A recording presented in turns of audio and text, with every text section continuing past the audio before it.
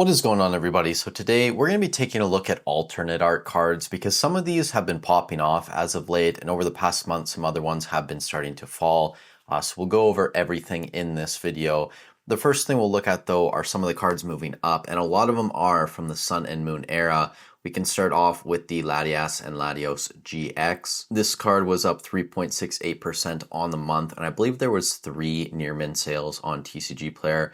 We saw one sell May 28th for $26.50. We saw another one sell on the 23rd for $1,900, and then one on the 16th for $26.50 as well. So this $1,900 one seems a little bit low, but we still included it. Either way, this card is probably over $2,000 on average, probably even closer to like $2,500 at this point.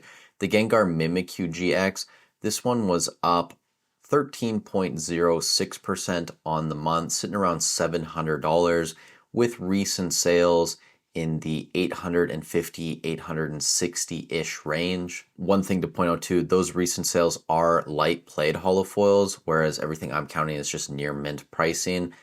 So that's potentially an indicator that this card is going to continue to climb into the 900 range.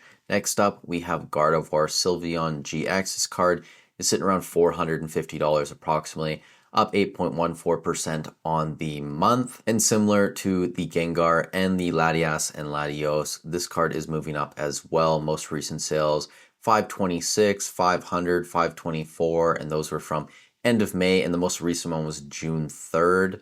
This June 10th sale is for a Chinese card, so that's why we're not including it. The Magikarp and Wailord from Team Up was also up this month, up around 5%, sitting around $400. Most recent sales though, June 1st, $589, May 27th, $500, May 23rd, almost $600. So clearly there is some lag on the charts in TCG Player, but we can see that the general trend on a lot of these Sun and Moon cards is that they are continuing to climb. It doesn't seem like any of them are slowing down. The Arceus, Dialga, and Palkia cards, another great example, up 87.38% on the year. Up 19.9% this month, moved from around $250 up to over $300, and most recent sales are actually almost $400. This was June 8th, so a couple days ago at this point, exactly $400.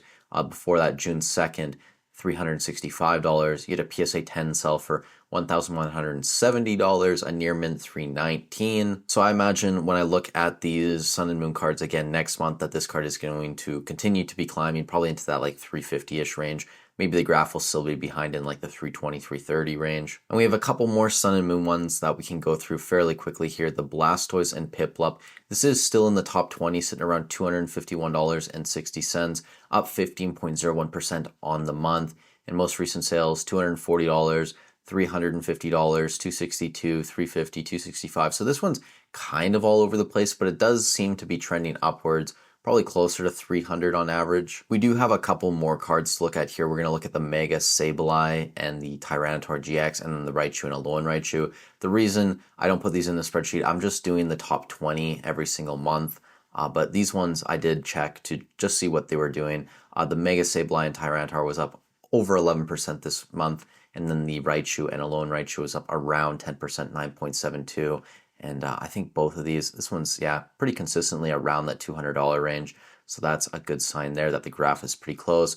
And then Mega Sableye may be closer to like $250, $260. So this one could potentially move into the top 20 alternate art cards in terms of price next month. Now there are a couple other cards I want to talk about in this video. The first one being the Gengar VMAX alternate art from Fusion Strike. You can see here this card was up to over $700 at one point, getting close to $750, and now we're sitting around $575. This was a card that was down 10.5% last month, but was up 0.32% this month. So I'm starting to question whether a lot of these alternate art cards are starting to bottom out, and if we're going to see this card start to stabilize around this $575-$600 range. You can see here most recent near mint sale, $578. We had a near mint sale a couple days ago, $300.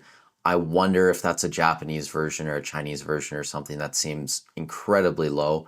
Light played $530, another near mint here at $578, $561, another $561. These are all from the past week. So I wouldn't be surprised if this is kind of a new bottom for the Gengar VMAX. You can see here last year, it bottomed out around $300. it would make sense that this card bottoms out a lot higher than it did last time, but obviously nowhere near its high of this year, around $750. Couple more here. The Blaziken VMAX sitting around $371, pretty flat on the year, down 0.53% on the month. This was another card that was down like 1.6, 1.7% last month. Now it's down only 0.5%. So maybe this card is finding some support around that 370 range as well. If we go look at most recent sales, $300, so actually a bit lower, $330, that was May 25th. For that, 384, 384, 380. This card doesn't sell super often on TCG Player, so we're gonna have to wait and see what the next few sales do. And then finally, the Espeon VMAX from Fusion Strike. This card was down, I think, 2.5% last month. It's down around 2.7% this month, so keep an eye on this card. Maybe it still has a little ways to go, but sitting around $300, I think that's an okay price for this card right now. And you can see here, it's selling fairly consistently in this range. 310 most recent sale from a couple days ago.